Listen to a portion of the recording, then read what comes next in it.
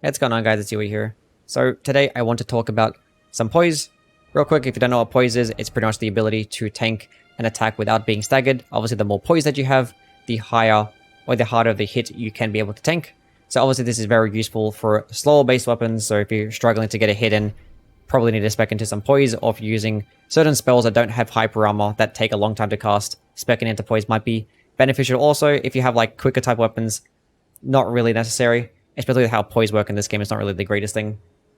But specifically, I want to talk about PvE poise. If you want to like know stuff about PvP and poise in that regard, you can just literally go to the wiki, type in poise. All the information you need is pretty much there. There's like a whole detailed list, and there's a bunch of testing on the wiki page. So just go there if you want to know about PvP. But one thing that it does not have is testing numbers against PvE enemies. So I took it upon myself to find us a bunch of different enemies in the game and just test out on them. I chose 13 in total, a bunch of different random ones. So I tested on the Godric Soldier, the Beastmen, the Vulgar Militia enemies, the Imps, Dogs, Omens, Skeletons, Misbegotten, Claymen, Glintstone Sorcerers, Rats, Knight of Zamora, and the Haligtree Knights.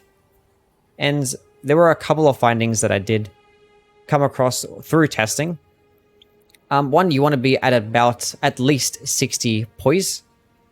If you're like 50 or below, you're pretty much not going to benefit off it 99% of the time. It's pretty much useless.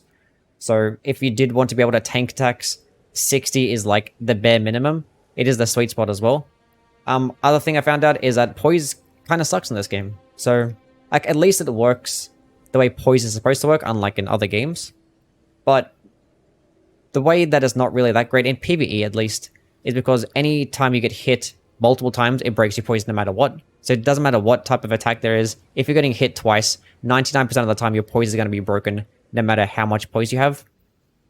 And PvP is not really that big of a deal because like with how much damage you do, you're only able to trade attacks with your large weapon, so getting hit multiple times is not really an issue. But with that, alongside the fact that if any enemy has like a charge attack or a long winding attack or some weird jumping attack, there's no poise that you can have that can tank against that attack. So even like the smaller base enemies, if they have some like charge attack, there are some attacks you just won't be able to tank no matter what, which is kind of unfortunate. So another reason as to why slower base weapons in this game are at a disadvantage. But through all the testing that I've done, at about 60 poise, which seems like the bare minimum to be able to tank against attacks, so anything below that, there's pretty much no attacks that you're going to be tanking outside of maybe like throwing knives or something like that. But against the Beastmen, 60 poise was fine. The Vulgar Militia enemies, whether it be the Halberd dudes or the ones with the chain and sickle, even the Beast Claw attack. The Imps, pretty much most of their attacks are fine. The Dogs, which is very important because dogs are annoying. 60 poise is nice, but if you could get hit twice, once again, it's going to pretty much break your poise. And pretty much, I think they're jumping attacks, no matter how much poise you have, a no-go. The Skeletons, pretty much most of the attacks are fine. The Claymans, just for their basic spear attack. The Glintstone Sorcerers, 60 poise, fine. The Rats, only for its like weird, like nose tap. Any of its jumping attacks, doesn't matter. I was at 100 poise, testing against the Rat. All of its jumping attacks just bypass straight through it. The Rat didn't give a single fuck about my poise at all. There was nothing stopping that train. So yeah. As for 70 poise though, there are a couple. So the Godric Soldier could tank at 70 poise. And the Misbegotten enemy, also at 70 poise, you could tank most of its attacks. As for 80 poise, there was only one. So the Omen enemy, so my boy Steven. His like pretty basic axe attacks you can pretty much tank at 80. But yeah, most of his other attacks, there's nothing that you can do against that. There were a couple of enemies that no matter how much poise I had, just didn't work at all. So I was testing with the full Bull Goat's armor set, which gives you 100 poise. The Knight of Zamora didn't give a fuck either.